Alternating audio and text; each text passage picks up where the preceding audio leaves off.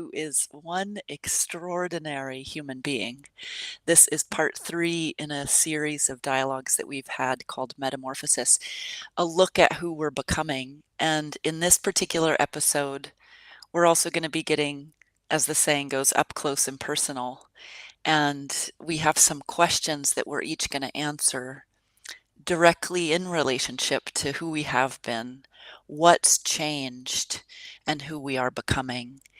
And we are true to form every time, Rakai'el and I, in terms of letting ourselves be very real, transparent, and coming from a position of not already knowing what's going to emerge.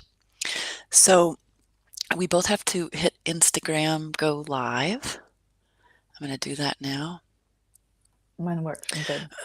You're good? Okay. Since Rakai'el has quite a large following on social media, and I feel like probably some of her followers will be experiencing me, and you may not know me. So in this episode, I actually wanted to introduce myself a little bit more fully beyond just my name, and I'm going to share a few things about my background and what I've created. And I was telling Rakai'el just before we started recording that I tend to not do this because I just like create and go and create and go. It doesn't feel like I want to sort of carry around a banner of what I've done. And I'm finding in this time of emerging into who I don't quite yet know who she is, I do feel a call to actually feel myself root consciously and sort of bask in the scope of what I've created. So I'm going to share a little bit of that with you. In terms of my formal training and background, it was in biochemistry, then naturopathic medicine, and Chinese medicine. And then I also had 10 years of really intensive study of something called spiral dynamics, which has to do with the evolution of human consciousness, both in the individual, but also within cultures. And then I owned and operated a multidisciplinary wellness center outside of Seattle, Washington for 20 years. And I have literally been teaching in some capacity for 34 years, which just blows my mind. And that included teaching at the university in Chinese Five Elements, mentoring new practitioners in my clinic, providing transformational and healing retreats around the world. And those have primarily been for leaders, entrepreneurs, and other holistic care providers. That's actually how I met Rakai'el. I co-created a body of work. It's really a soul technology, which has incredible transformative power, and it's called aroma point therapy. And for quite a number of years pre-COVID, I traveled around the United States and Europe teaching this technique to thousands of practitioners. That's actually what sort of got my community really growing and robust. And then a few other things. I created something that I love called the Master Creator Academy, which is where most of my trainings can be found digitally. And this is something I'm quite proud of, actually, is that I truly was a pioneer in the digital transformational training world. I had my first online platform over 20 years ago, back before the plug and play platforms existed. I'm also so proud to say this, that I've written a stunning Amazon bestseller book called The Inner Nature of Essential Oils. I love this book so much for so many reasons. And then also my Oracle deck, which is extraordinary. It's called the Oracle. And the artist who did the paintings for each one of these cards it's also just to even hold this box feels very, very special. Lastly, I made a list because I wanted to make sure to include all of these things. Oh, I have, and I currently also have, and I've had this for some number of years, opportunities for those who are called to co-create together with me in their births of brilliance through various group containers as well as one-on-one. These days I'm calling it one-on-one accompaniment for powerful creators who are also going through their next birth of self while they're bringing in their next level creations. My baby right now is called the Lumina Guild, and the Lumina Guild was influenced by the original guilds that formed during the Renaissance. And this is really One of the definitions that I have for the Lumina Guild is that it's a metamorphic field for creators. As I started to realize more and more that the field matters more than the content, and I started to study what happened in the Renaissance because I believe that we are in the next Renaissance right now. I really, I guess how I'd say it is that I felt not only the imperative, but compelled to create something where we could come together in a digital space, and the very ground of that digital space is artful living. So that's what I got. Rakai'el, I'll hand it over to you. I love it. I love it. I love it. I love it. Yes, and absolutely celebrating all of your accomplishments. And I Mm, didn't even know about your whole biochemistry background, and like that's so cool. right? Yeah, yeah, and also about spiral dynamics.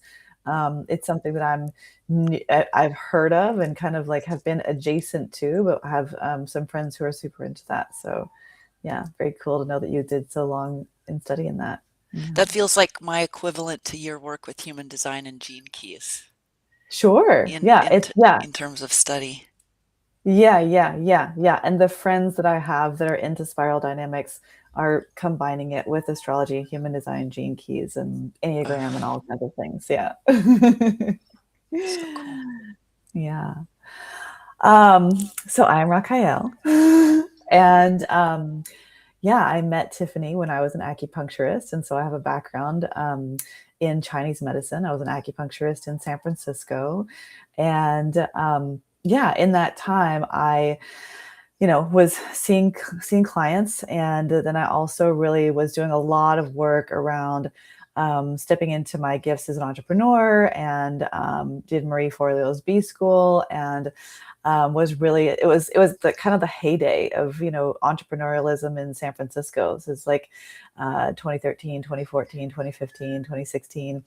And yeah, I mean, like Tim Ferriss came to the acupuncture clinic where I worked, and so it was like a whole situation. Like, yeah, Nisha Moodley was right there as like all these, and especially like women, really in the whole entrepreneurial scene. And so I was doing a lot of work around like learning what that was to be an entrepreneur and how to craft my business and to craft my brand and to build infrastructure for that. And I really started to feel like my mission became bigger than just sitting with one person in a room at a time, as an acupuncturist. And so it really felt like there was all of this energy that was wanting to come out of me, and it was bottlenecking because I could only serve maximum 4 people in one day. And so it was just like it needed to come out. And so it was like Instagram was becoming bigger and bigger at the time. And so I really remember the decision where I was like, I'm gonna really make Instagram a serious thing. And so started posting every day. And I ended up developing this community, or calling this community to me. I was um, really focused on those of us who are here with a mission, really feeling like we are here to help the evolution of humanity at this time. And so, at the time it was talking about that as star seeds and light workers, and people who really felt like they have magical gifts from this lifetime or past lifetimes, and that we're here to use and resource these gifts in order to help humanity to move through this time of wild planetary evolution and evolution of consciousness for humans at this time. So I created this community called the Magic Tribe. And it was through the hashtag on Instagram. So it was like really Instagram centric. And it was beautiful. And we had this whole beautiful, gorgeous community through the Magic Tribe. And it was like, even like hashtag Magic Tribe for life, and like Star Seeds Unite and Esoteric Nerds Unite. And really, yeah, such a joy to create that space. And so then I was teaching people how to do what I was doing on Instagram. So I had a course called The Energetics of Instagram. And in that time, I also was able to transition from the in-person acupuncture practice. And how that happened was that Actually, I had already started building my first course. And then the clinic that I was working at, the woman who was running that called me and said, we're going to have to close the clinic for 6 months because there was some construction that needed to happen. And I was like, to my guides, I was like, I see you guys. So then I ended up branching out and going completely online. And then everything from there evolved. You know, it was like I was a spiritual business advisor working with entrepreneurs and founders, helping them to create their own communities through Instagram. And then it evolved into moving to Maui and feeling called to come here. This was my own personal journey, was remembering my past lives and was called to move here. And then when I moved here, I was started working with a kahuna, a Chinese or a Hawaiian elder, and she was like, "You're a Lemurian priestess, and you've been called back to this land to retrieve your past life memories." And so I started doing that, and then I decided to have a, it's really such a long story, but I opened a school called the Lemurian School of Remembering to help other people to do the same thing. Because I always really feel like whatever I really operate, and I know you do too, I really operate within the view that this is a dream, that this reality that we live in is a dream and it's a mythic landscape. And so that whatever is happening in my experience is also a mirror of what is happening in other people's experiences. And so I always know that wherever I am in the leading edge of my own spiritual evolution and journey is also medicine for others. And so this remembering Lemuria was something that was deeply personal to me. And then I started to create a space that other people could come in. And so that ended up having 3 different levels. We had Remembering Lemuria was the first level, Rising Lemuria was the second level, and then we had Lemurian Leadership. Simultaneously, through another series of magical events, I also became a sound healer and was invited into that practice. And so then started teaching after several years of offering ceremonies with my partner at the time, started teaching sound healing and then developed a sound healing certification. And I really love the way that I teach sound healing because it's not something that I see other people doing. And it's really using Joseph Campbell's hero's journey and that whole mythological landscape to guide people through that, the hero's journey within a sound healing ceremony. And so it's not, I say that it's not a sound bath, it's a sound healing ceremony. And that it's really a space of powerful transformation, not just for relaxation. So I created that, and and I've been an astrologer since I was 17. I found a book inside my parents' closet called The Only Astrology Book You'll Ever Need, and started drawing charts by hand in high school. And that's always been kind of the backbone of everything that I've been doing. And then in recent years, when after I, going through my midlife initiation, decided also to take a deep dive into human design. And gene keys have also been part of my life since 2015. So now I'm in a space of really synthesizing these systems together for astrology, human design, gene keys. And really now, I have to be quite transparent that I'm in this space of my own metamorphosis, where it's like I closed the Lemurian school as part of the initiation of we go through this initiation where we disassemble our previous lives when we walk through midlife. And so I closed the Lemurian school and I stopped doing sound healing. And now I'm in this space of like, how can I reintegrate those things in a way that feels more sustainable and much more me in who I am now? And so kind of like taking off something for a while, feeling how it is without it, and then coming back with some of it, and then also reaching into what is next.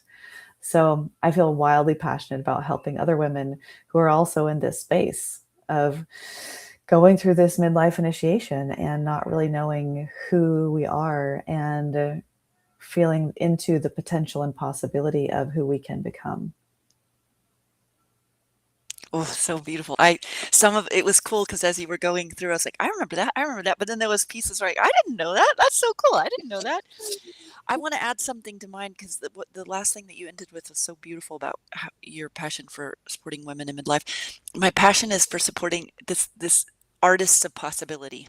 Anyone who feels that they're here to help craft and create the next stage of culture through their lived life. Anybody that identifies with that, it's like those are my people, that's my zone. And we are future oriented, but it's like a future ancient orientation. And it's an almost obsession with kind of reimagining and reworking what's possible through a combination of the remembering plus the desires born through our life, through our lifetimes. Mm, beautiful. Ah, that was so good. Mhm. Okay, you want to ask me a question? Yeah, totally. Ask me a Well, question. so so based on everything that we've just said about all the accomplishments and everything, I'm just so curious about and being in the space of metamorphosis right now, and we're both in this initiation of midlife. What identity or role or self-concept have you most recently had to release? And what about that? How did you know it was time for that to happen? I love this question so much. And first, I want to say that in my 20s, I went through a full, from through my shamanic lens, it was a shamanic death, but it was just a stripping of every identity that I had had, e- e- every sort of orientation anchor that I had had. And I went through a full breakdown, physical, mental, and emotional breakdown. And then it was like I rebuilt myself step by step. And perhaps maybe I thought that that was it, like, for the shedding of the identities or something, but especially in having these dialogues with you and having it framed around the astrology and what happens in the midlife crisis time, as you say, the 44-year time, and then my Chiron return, which I'm just apparently coming out of from what I've learned from you. Uh, as I was sitting with this question, the real identity shedding, there's been, I could hone in and say like Tiffany as teacher because I really let go of some things that I had been carrying on with for a while that were very successful, these various mentorships that I have. But underneath all of it, what was really let go of was was being right Mm, or getting it right. mm, Like being right or getting it right. And it's not like I didn't think about myself as somebody who needs to be right. I feel like, I have a very broad perspective and I can feel other people's, but I had a very challenging couple of years and there was three different personalities in that time frame that really catalyzed sort of a ripping open for me to see how this need to either get it right or be right was operating at a like an autonomic nervous system level. mm, And the thing was, it wouldn't have happened if I don't think it would have happened like that had I not had a daughter during that time and was going through, like nursing and then having a young baby and then having a toddler. I I didn't have the chi or the mm, energy to sort of hold up any kind of persona around having it all together anymore. And mm, yet, in these challenging humans that were sort of placed strategically by the universe in my life, I have to add this in too because I got this from our dialogues about Chiron return and revisiting some of the core woundings or the oldest woundings. And it was this one woman in particular. It was like the voices that I had experienced really transmuting over the course of my life that were so critical and so judgmental mm, inside my own head. She was basically that voice outside of me, just constantly giving it to me about how I was wrong and it was wrong and everything I was doing was wrong. And I would wobble, man. I would wobble. And the biggest, in terms of the second part of the question, which was what told me it was time. So what told me it was time was that I suffered. I was suffering a lot, and I was just suffering with the suffering, and my husband's watching it happening, and he just wants to get angry at the people, who it feels like they're causing it. But I knew, like, something really important was happening inside of me, and the final thread that unhooked around it all was that I had this recognition that I felt that I needed to be understood, Mm, or I needed to really understand the other, like their rightness, in mm, order to be safe. mm, And when I realized that, it was just like the final unwinding. No, this person, these people, they're right within their domain of what they're seeing and their experience. Like, they're right, and so am I, and that can coexist. And they don't have to understand me for me to be okay. mm, mm, Yeah, that was extraordinary. I have such a greater capacity now because of it. mm. So I ask you the same. What identity, role, or self-concept have you most recently had to release, and what told you it was time? Mm.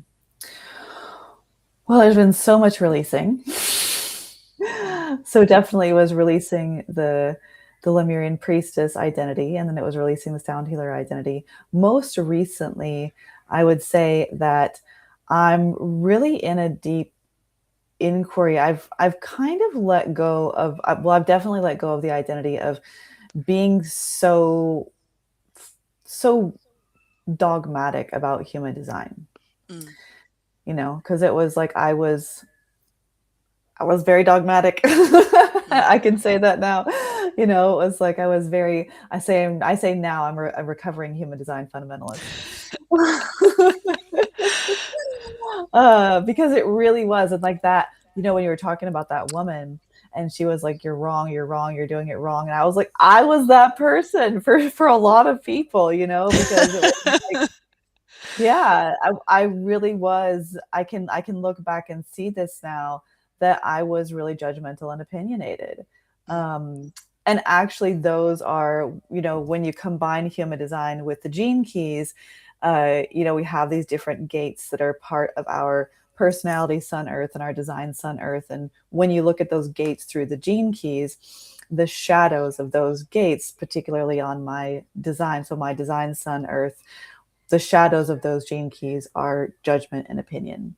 mm, And so it was like, wow, okay, that's I could actually, so I could locate myself within the system, and I could see where I was in a fear state, because all the shadow frequencies are fear states. mm, And it also gave me the path to elevate out of that, which is like when you raise your frequency, when you go from judgment, you come to integrity. And when you go from opinion, you come to farsightedness. And so I mm, really started to work on cultivating integrity within myself. Um, but yeah, so really now it's very interesting because I've realized that a lot of the things that I learned about myself through human design, being an emotional projector, having an undefined ego, I had taken some of the ideas about what it means to have those particular types of design, and really like my life became very small because of those, where it was like, oh, I'm a projector, and so I have to mm. be withdrawn. We're both emotional projectors, by the way, for anybody who's Mhm. listening. That's why I was Yeah. smiling. I remember. Yeah, both emotional projectors, both have 1949 and then channel of synthesis, and then Tiffany has the 8-1 channel of inspiration, and I have the 4323 channel of structuring. So it's very cool. Very cool. For anybody who is in human design, this is a very cool So dynamic that we're cool. sitting in. Whew. Um, so I had this story that I'm a projector, so I'm supposed to be more withdrawn and reserved, and I need to rest more, and I need to be more removed, basically. And that if people want to come to me, they're gonna, climb the mountain up and come, ring the bell in the monastery that I'm sitting in or whatever. And then as an emotional projector, the answer to every question by default is always no.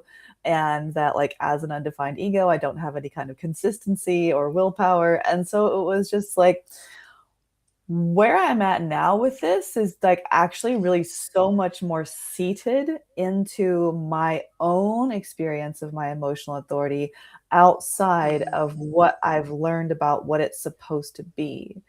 Because what I've really anchored and am sitting into now is that what's most important is what feels good to me. mm, As an emotional projector, it is about aligning with what feels good. And so being more online and out in the community and not like up on my monastery hill feels good. mm. And actually being consistent. I've just clocked 85 days of meditation and working out every day.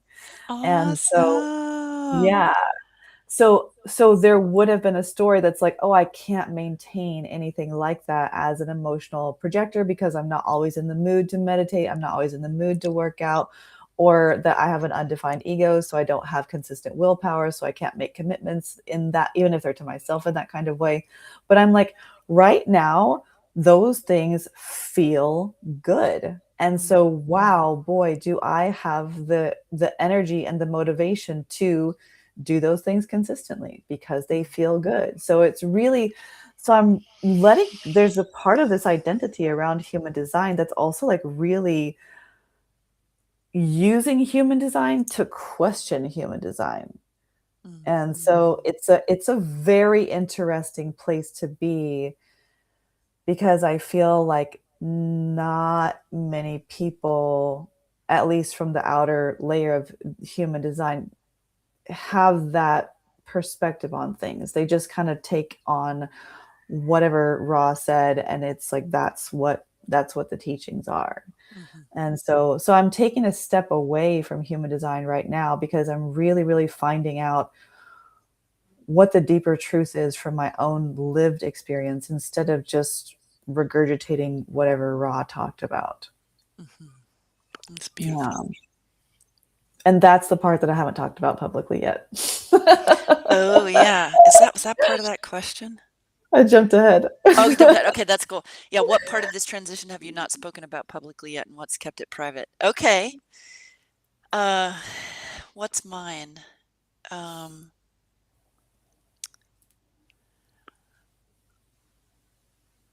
Actually, I kind of touched on it. It was because I had spoken publicly about I have spoken publicly about the challenges in the last year and a half, 2 years. Uh, and I I can say honestly now, there's no like I have zero residue of any of the dreaded drama triangle, needing to blame or figure anything out in that old paradigm way in order to make sense of it.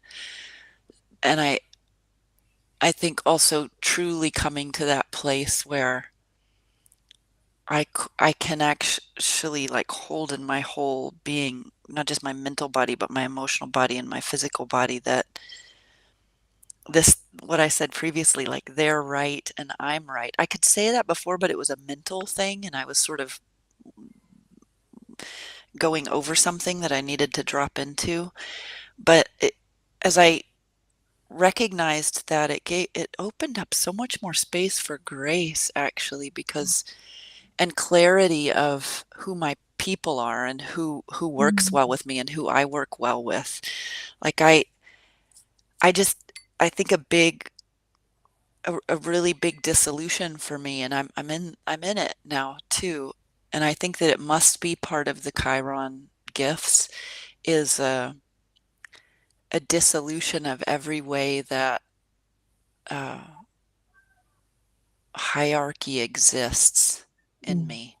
And I do want to say too that there is, we have natural hierarchy. There's a hierarchy of sort of the way systems that operate within the body, depending on what context we're in. But I mean the kind of hierarchy that we inherited through not being in an embodied understanding of what our true power is. So as I come into more and more capacity to channel my true power with other people, like we've been doing together, there I get to face in any moment when that hierarchical thing comes up because I've been in this position of being a teacher and a leader and a guide and somebody that others have and can put on a pedestal, even though that's not what I want. Maybe my ego has can have some tie in there, but it's when that unravels, it also is a liquefaction of identity, and there is a kind of insecurity that comes up that's like an existential sort of insecurity. I haven't really spoken about that publicly because I'm still in it, but I just journey with it in such a tender way. I spoke to you about it after our last dialogue. That was part of also that those sort of tectonic plates shifting in me, and I'm sometimes I think, "Oh my god, does this mean I'm just gonna sort of fade to the background and just sort of pass the torch on of these things that I've done?" And I am passing the torch on of a lot of things I've done, but the fading just feels like a fading of any place where that hierarchical energy holds on, and then I feel my sort of my quiet, powerful power here, and then I get to experience it when I come into co-creative space with another who can also be with that power in themselves. Do you feel what I'm talking about? Yeah. Yeah. Yeah, absolutely. Especially that like that liquefaction part. Mm. Yeah. Okay, let me ask you a question. How are we doing on time? How has your body, its rhythms, symptoms, and signals been a teacher rather than a problem to solve in this chapter? I feel like this is such a good question for women going through midlife right now. Mm, Because every woman's body changes right now. And it's something it's always going to be different. This is like part of the Uranus opposition for perimenopause and then going into Chiron return for menopause. Um, and I love that there's deeper astrological guidance that's here for us at this time of life beyond just like it's just your hormones and you need to balance your progesterone and your estrogen. It's like, mm, okay, um, something deeper going on. So I mm, feel like what's been happening for me is that yeah, my body is absolutely shifting and changing, and most pronounced is that I'm waking up earlier. mm, It's that I usually wake up now between 5 and 5:30, and it doesn't matter what time I go to sleep. I can go out dancing and come home and take a shower and be in bed at 2, and then bing, 5:30, 5 o'clock, something around that time. And so learning that that wasn't a bad thing, and that mm, actually like taking responsibility for knowing that my body is going to do that, and then really having good sleep hygiene on the other side of getting to bed early. mm, um, and and also just really recognizing that there is so much more energy, right? This is in the Uranus opposition, there's this release of this Kundalini energy that floods up. We've talked about this a little bit. mhm, And it floods up, and it's supposed to, at the midlife time, it's supposed to nourish the cells with life force energy. But what we know about this biologically is that, part of going through perimenopause is that, your hormone levels changes. And so you have a lot more cortisol. Like, so that's what's actually waking me up in the morning is this mm, cortisol rush that's coming up. Um, and so recognizing that I am moving from yin to yang, mm, even like as a woman, that it's like, when I'm still bleeding. So it's like, I do still have my yin time, but I am definitely have more yang in my body than I had before. mm, And so I cannot have coffee, like cannot have mm, actually any kind of caffeine. Like chocolate is the most caffeine that I can have. Um, and so honoring that, being like, okay, like that's just what's going on.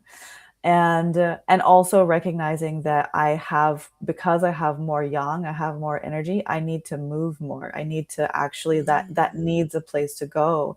And so that's been, working out every day. And it's not the workouts that I do are actually for women going through perimenopause. So that's amazing and lovely. And so it's not anything that's high intensity. It's something that's 15 to 20 minutes, but it's working with the nervous system and with the breath. Mm, So it's very specific. Um, and also working, knowing that what also happens in midlife, at least in my experience, is that our mind really, really, really needs infrastructure and positivity and optimism to mm, be able to be able, because there can be this kind of sinking down of negative thoughts and depressive energies, because it's like, going through this difficult, you're going through a dismemberment, you're going through a metamorphosis, and so your mind will want to tell all kinds of wild and crazy stories about how you're failing.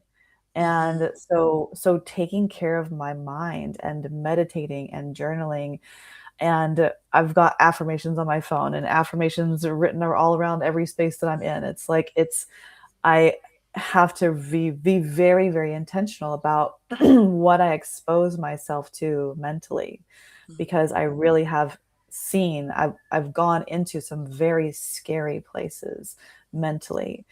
And so now really recognizing how much support my mind needs. mhm. So I feel like those are kind of the big things that stand out. Yeah, I feel I don't those are all really similar for me too. So I mean, and it probably started around the age that you are too, where I mean, I've been a big meditator for a long time, and uh, but I just feel so good when I do it. There's one thing I'll add that's kind of, I think, unique to the fact that I got pregnant late in life and had a kid late at 48, is it helped me to I'm not sure if this is the best way to say it, but because I kinda just felt myself check it as you were talking about, I don't have enough chi for that. So I'm gonna just sit with how to speak about it, but how I experienced it literally was that, I was like a new mom, was not sleeping more than and I mean, I had not slept more than 2 hours at a time for over 2 years. And I was also working, and it really does take a toll, it takes a toll. And there's a lot going on, a lot with power dynamics and just adjustments in relationship and whatnot. So I didn't quite recognize how I would utilize my mothering energy in my work with the way that I would come together with other women, because it's primarily women that I end up working with. And it's not even that it's a bad thing. It's just that somewhere in there I was like, "Oh, I don't can't really do this anymore, and I don't really want to," because I was finding myself getting resentful when I Mm-hmm. was putting out energy, holding energy that way. So it just sort of naturally, I was like, that energy is for Kiara. Therefore, there must be another kind of energy that's coming forth for the spaces that I create and hold. And I don't really know if this is going into the body stuff, but that was the change that I noticed in my body that equaled a really significant change in how I orient. Mm, mhm, mhm. Okay, I want to, just in respect of time, let's see. I want to I'm going to pick a question from something about agency and authorship.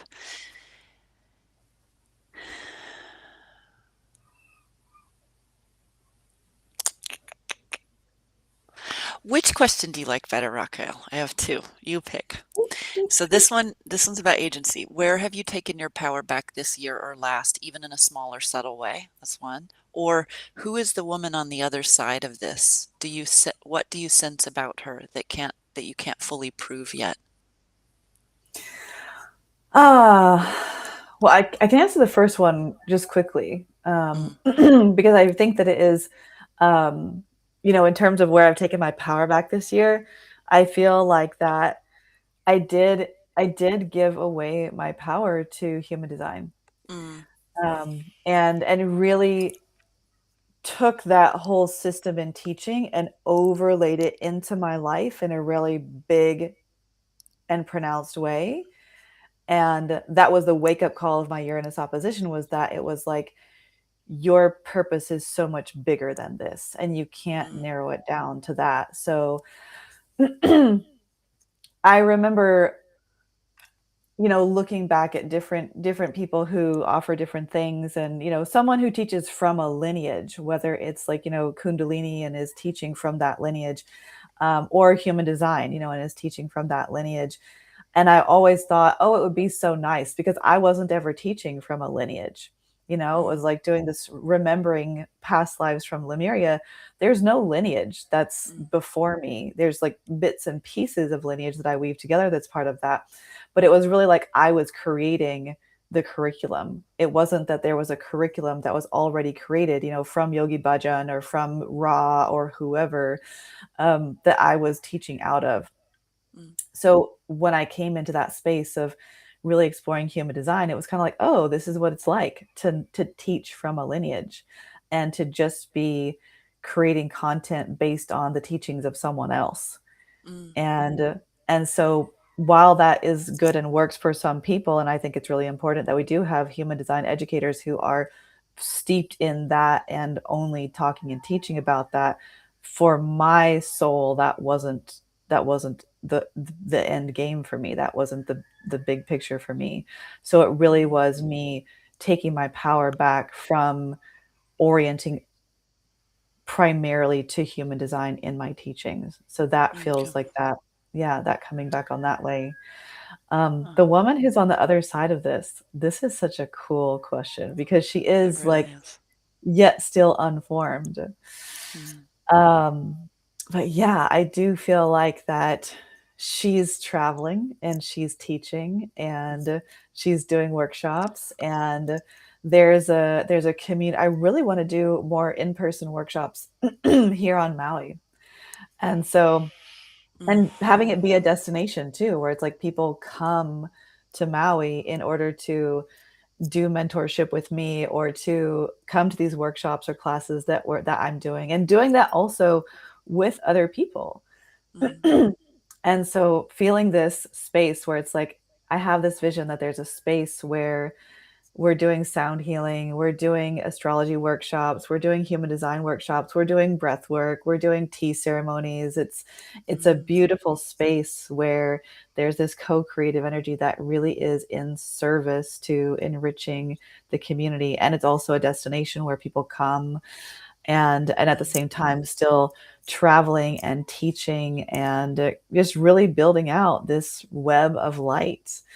um, mm, Definitely there's a book in there, at least one. mm, And my mom keeps saying I need to write a children's book, because I tell all of these mm. stories, even about like Mercury retrograde, that's like sounds like a fairy tale. And so Oh, I love that idea. yeah, so it does, there's so much more expansion, Mm, that yeah, that it's like, I feel I can't really prove that part yet, but it's like I can feel that. And it's mm, so cool to say all of this, because this has all been stuff that's been in my journal, or I've told people close to me, but it's like to say it out loud and to like let these mm. dreams go out into the web of light right now feels super cool. Oh, thank you for sharing it with me and with everybody. Yeah, I feel Yeah. it. Do you want to answer Oh, that question? yeah. I'll answer the power back one briefly too, because there's two places that have been quite extraordinary, and one is around money, but not in the way that I think most people would think. I didn't even think either. And it was because I love money, and I love, my energy matches flowing big sums of money. It's just a match. It's what feels correct.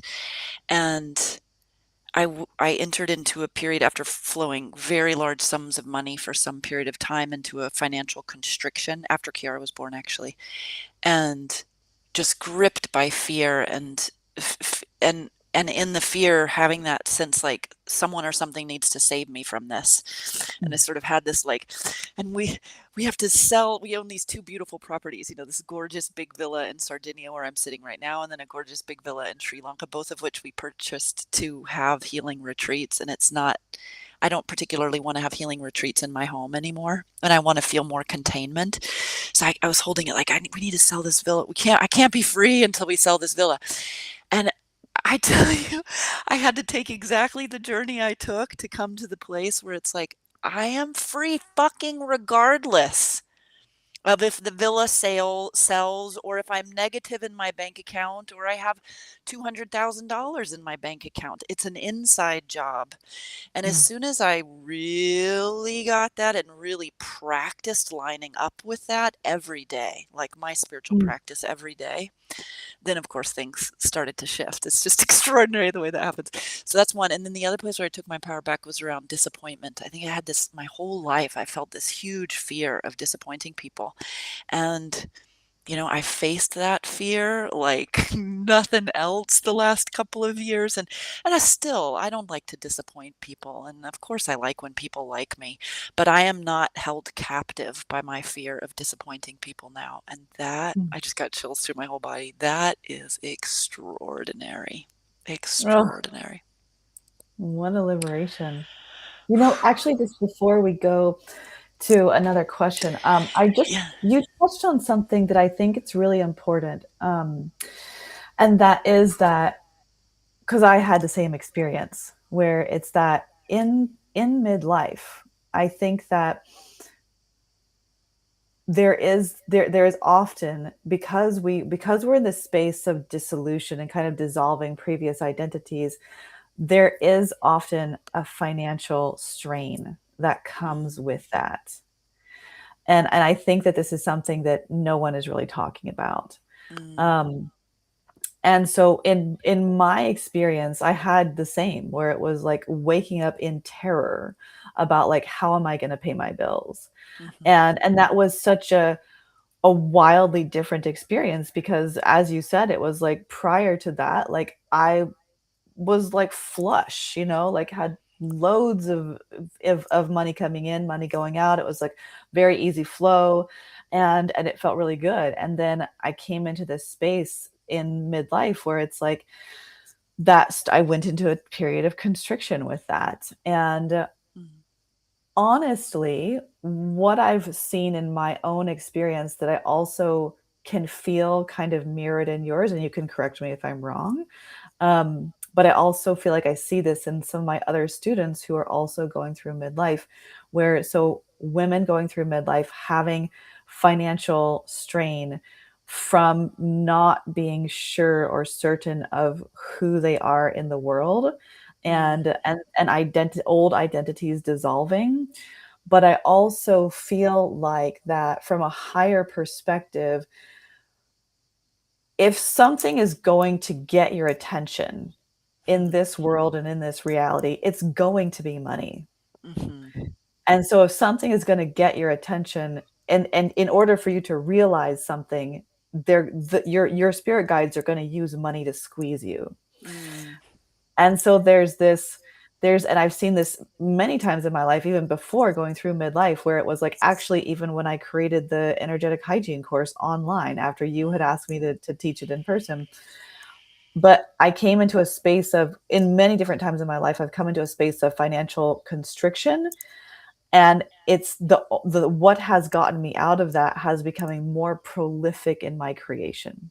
mhm, mhm, And so really that our interpreting this reality as a mythological landscape that our guides, our spirit allies will put us in a space of financial strain, not to make us suffer, but to make us, and it is this kind of flip because you have this like somebody needs to save me, or I need to sell these things, or I need to stop doing these things, I need to cut back, mhm, when actually, because I have cut back in every single way that you could cut back. There is mhm, no more fat to cut away in my mhm, life.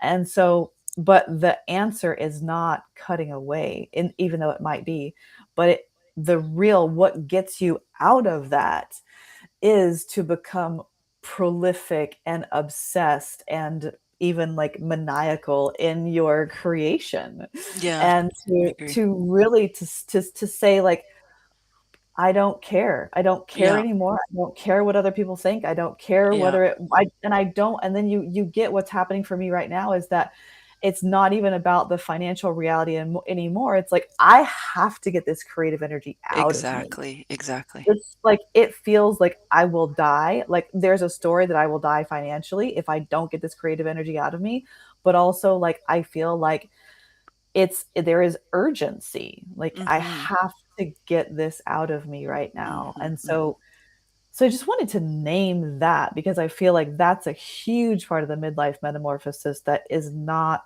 talked about. Mhm. Mhm.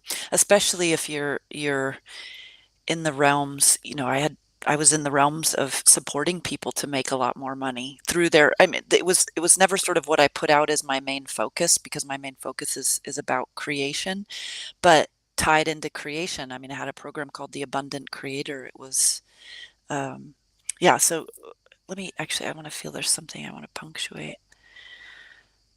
Not talked about. Yes, what I wanted to say about that is that it's often, I find, not talked about by those leaders, coaches, and guides who feel like if they did say what was happening for them, if there was financial constriction involved, that they would be a fraud, they would be seen as a fraud or not getting it right when really, when you can see it through the perspective that you just wove in, or in how I hold it is like, this has been gifting me such such an untangling and an unraveling for more space for Tiffany to exist that I don't Mm. know how I would have gotten it any other way. I'm just extraordinarily, unendingly appreciative. Mm. Um, I think I would really love to end with one of the cool questions about sort of turning this outward towards. Let me just pull up one of these questions. Um, this birthing the next paradigm together. So there's two. I think this one, Raquel, and you tell me if you like it. That what do you sense the collective of women in this passage are remembering together that no one of us could remember alone? And then I I'm going agree. to connect that to this. What do you most want women watching or listening to give themselves permission to do? So can you kind of feel how they're connected? Mhm. Mhm. Yeah. Um, I had chills like listening to, yeah, like what are the women who are navigating this midlife passage together right now. Mm, And I think that that's really, it's really significant because, so number one, with the internet, right? We've never had this collective voices of what is your experience, what is the experience of moving through midlife, and also just in just how consciousness is evolving, right? Where it's like, because before it was you didn't talk about it, right? Like that if you were going through menopause or perimenopause, it was kind of this decline, and this, like, you're becoming kind of like decrepit, and so it's like we don't want to talk about that because our culture is youth oriented. But now, even like celebrities are talking about their experience with menopause and perimenopause. um, but also I think that it's so important because of where humanity is navigating its own kind of midlife crisis. In human design, we're approaching this 2027 mutation that's happening next year. And in astrology, it's like we've got all of the outer planets have shifted into different signs. And so it really feels like the astrological stage is set for mm, individuation to come mm, through, and for a much different experience than keeping things quiet in order to maintain the status quo of mm. our parents' generation. So it really feels like we are on this leading edge.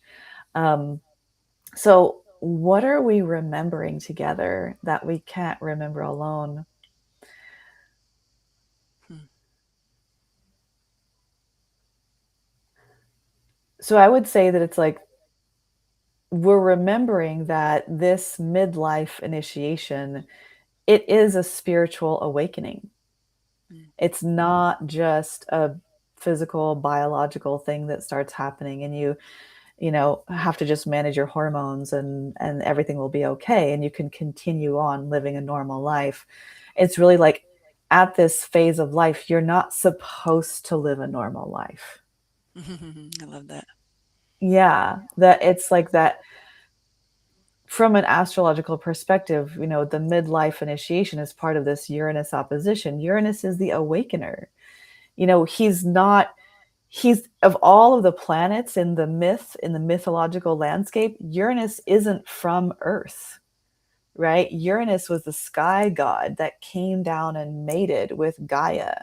And Mm. then she birthed Saturn and Jupiter and the Titans and all the other gods and goddesses came from that union, but it was Uranus that was the other that came down. So there's something other within all of us that is not of this reality, like not Mm. of this earth. And so there is this higher consciousness, whether you want to call it God, goddess, the multidimensional consciousness of the universe, but it's like there's something otherworldly that is ancient and future that Mhm. exists within all of us, that is specifically being called for and called out of women moving through midlife at this time. Mm. And so it really is to recognize, we're remembering that this is an empowering initiation where you have the opportunity to answer the call of your higher self to really step into the next octave of sharing your gifts, of letting your magic out, of shining your light, of Mm. contributing your unique frequency to this symphony that is happening. Mm. Mm. Um, so I think that there's there's no way that we could do that alone because it's so counterintuitive to actually lean into this discomfort and say how can I actually lean forward in this discomfort in order to allow more of my Mm. cosmic galactic self to come out of this Mhm. instead, because the default is like, I need to keep this under control. Contract. Yeah. Or Yeah. hide. Yeah. Yeah. Mhm. So the more conversations that we have Mm. like this, Mm. where it's women who are talking about the evolution of consciousness and the awakening that happens at this time beyond just the physical changes, that is a conversation that could not be had without the voices of other women. And so I feel Mm. like that's something that we can't remember that alone, because we need all of these role models of women like yourself and like me, who are Mm. really leaning forward into being like, how is this asking more of me, and how can I step into my gifts in a more powerful way to be of service to humanity at this time. Well said. I want to add two things I can feel to that beautiful spread that you just laid on the table. One is in terms of what we can't, the question, what we need each other for, let's put it that way. Intimacy. Mm, Intimacy between women, real mm, intimacy, transparency, and real intimacy is a very real edge that I think we actually have to tend to mm, if we're going to feel the power of us collectively. And I've become so acutely aware of this in the last year. And actually, this is something that I just had here in Sardinia called the 13 Keepers. It was unlike anything I've ever done before because I was literally like, I'm not in charge, but I'm charging money for this. And you're answering a call, and I'm going to be super cryptic. I'm calling these bridges between worlds, and that required a kind of self intimacy with myself, and then a way of showing up with none of my clothes on, my identity clothes on with these other women. And what came through, just, I mean, I just, every day I was just walking around in chills with tears, like the greatest gift. I needed that. Mm. Tiffany, needed that for my next step, and I know that each of the women needed it in their own way. So that definitely couldn't have happened alone. And in terms of the permissions, it's just echoing what you wove in so beautifully. But it's like, bring it on, bring it, baby. Because if not now, when? And you don't have to do it like anyone else, and it doesn't have to be on Instagram, but bring it somewhere. And if you Mm. recoil after, that's okay. Tend to yourself. Come back again. Come back again. And when you Mhm. hang out with other people that are doing that and that can inspire you and fertilize you, it just makes it so much easier. So when you feel Mm. like it's all you doing it alone, it's just too heavy. It's too dense. We weren't meant to care. We're meant to get lighter and lighter while we're occupying more of our body, and Mm. and that levity comes from being able to be in a field where other people are doing it, and you get Yeah. so inspired. You're like, I can't not do it. I'm gonna do it. I'm gonna do it. My little girl's been, her cousin's been here, who's 7, and Kiara's 2 years and 8 months, and I just watch her like up in her game with all these skills because she watches her bigger cousin do it, and then she's like, I can do that. I can do that. So yeah, that's what I got. I love it. I love it. Yeah, absolutely feel that it's like we have to do this together. hmm Do you want to speak about bring let your magic out Oh, as we come sure. into close? Yeah, Yes. Yeah. Thank you. So I have a new offering that I'm so, so, so excited about, which is I am too. very relevant to this conversation. It's called Let Your Magic Out. And so it is an 8-week creative incubator for magical women moving through midlife.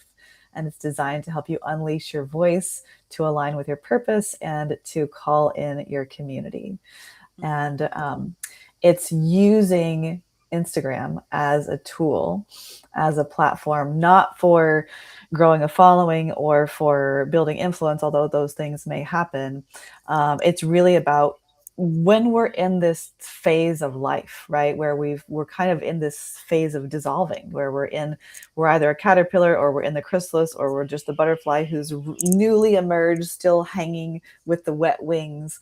mm, um, we're in these phases of an identity shift. And mm, so, what I noticed in myself and what I've seen other women in this time of life do is to pull back from mm, sharing and to pull back from posting, where it's like maybe maybe the strain of life is so much that you decide to get a regular job, or you don't have to post on Instagram, or you have your partner who provides for you, and so you're like, like I was mm, into posting on Instagram and sharing my light and letting my magic out, and I did a couple of offerings, but now I'm in this phase where I don't really know who I am, and also kind of like feel a little overwhelmed by life.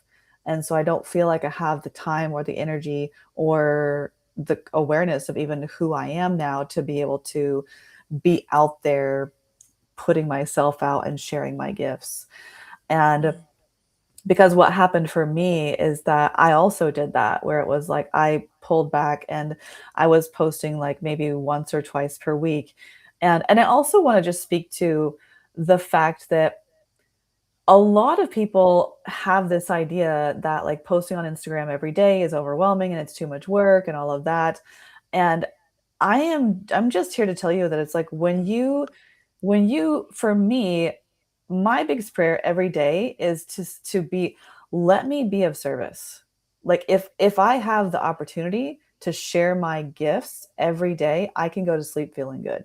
mhm, And that opportunity doesn't make itself, you have to make it. mhm, And so using Instagram as an altar, mm, where it's like I'm going to go to the altar of my creativity and I'm going to make an offering mm, every day. mm. it's not about doing it for the algorithm. It's not about doing it for likes or views or whatever. It's I do it for me because like we were talking about that energy bottlenecking up inside of you, that creative energy. It can start to, I mean, it can start to constrict your throat. Like really, it's like a lot of women have health issues beyond just normal perimenopause stuff at this time of life, and that is because they're not letting this creative energy out. Absolutely. And so to we all are on Instagram every day. So Mm, why not use it as something that is helping you to clear and to move that energy out so that you can find this sense? Because every time you post, you get this little mirror reflection back of who you are becoming. mm, And so it's not that you figure yourself out from one post, or that you don't have, you're not going to know who you are. hmm. You have to post in order to find out who you are. Yes, yes, yes, yes. Or Yeah. create, And or create in some capacity to know who you are. yeah. So then through each one of those posts, it becomes this kind of like mosaic mirror or disco ball. Mm, And so then you get this, once you do it over time, you amass a certain level of creative expression that then, just like a mosaic or one of those things where you have a picture that's made up of a whole bunch of different smaller pictures, right? And it's like, then that is like, you can actually see who you're becoming through the mirror of what mm. you've been creating through Instagram. So that's what we're doing. So it's, I yeah, I love that description. All of it. Sublime.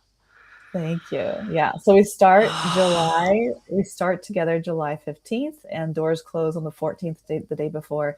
And actually, early bird pricing to save $200 ends tonight. Ooh. All right. Go check it out at where? At your website? On your website? Yes. Yeah. Rakai'el.com. Rock, Okay. yes. Rakai'el.com. Um, I'm gonna add in a way if anybody wants to. I have two things, but what I'm really feeling called to speak about is the Lumina Guild, and w- so it's just luminaguild.com. Anybody can read about it. I spoke about it before as this beautiful digital guild for the artists of possibility. And it's where we are actually tuning ourselves as instruments of source and letting creative energy move through us. So there are some similarities to what you're doing, but yours, I love that yours is focused with Instagram in this very specific way that you are. I think that's extraordinary. Um, we are right now in something called the Emergent Path Apprenticeship, which people can join in on. But this is where we are actually apprenticing with ourselves and with each other. And you're also apprenticing with me in relationship to the skill sets that help you to have structure within an emergent context. Because an emergent context doesn't already have set structure. We are the ones creating the structure together right now. And so, but I've been creating at the emergent edge for so long that I realized like, okay, I have some mastery here. I'm going to break it down and actually share what are these skill sets that we get to practice. So that's what we're doing right now. It's loads of fun. It's extraordinary. And there's amazing people in there. And you can check it out if you want to at luminaguild.com. I think it's such a brilliant, brilliant offering, and I just love that there's so much structure that is there to help to Mm, hold people in that space of emergence, and it mm, feels so. If I can just feel the shimmering golden energy that's there. mm. Oh, I'm so Yeah, glad you do. I yeah, certainly yeah. do. Yes, it's beautiful. Rakai'el, thank you for receiving me and being with me. And to everyone that watches this, whenever you do, thank you for receiving me and being Mm. with me. It's been a true honor, joy, and privilege, and we're just getting going. Yes, yeah. So we're gonna do a second set. Is that true? I think we should. We can also talk Yeah, about that after if you want to. But you know yeah, what? yeah, yeah. If for anybody that's listening, I think it would be great for you to comment wherever you're listening to this. Like comment and let us know what landed for you, what you're excited about, and maybe what lights you up that you'd be interested in hearing more about too. Yeah, yeah, absolutely, absolutely. Oh, well, thank you, thank you, thank you to everyone who is listening, everyone who is watching. We do a little meditation before we start these, and we really connect to the hearts of anyone and everyone who will ever hear these words. And so, just to know that you've been with us in our prayer before and during and after these calls, and really feeling that Mm, we are all co-creating these experiences together, whether it's these conversations or some of the things that we've been talking about, that you are really part of mm. this field that is calling these conversations out of us, and we do our best to be in service and in dedication to you. So yeah, just asking that everything that we've shared helps you to feel a sense of ease, feel a sense of self-love, feel a sense of acceptance, feel a sense of permission and liberation. And that's really the Oof. big prayer of these conversations. Oh, amen. That's a beautiful Yeah. note to end on. Yeah, Okay, bye. I'm going to end stream. Stay on for just a second more if you can. of course.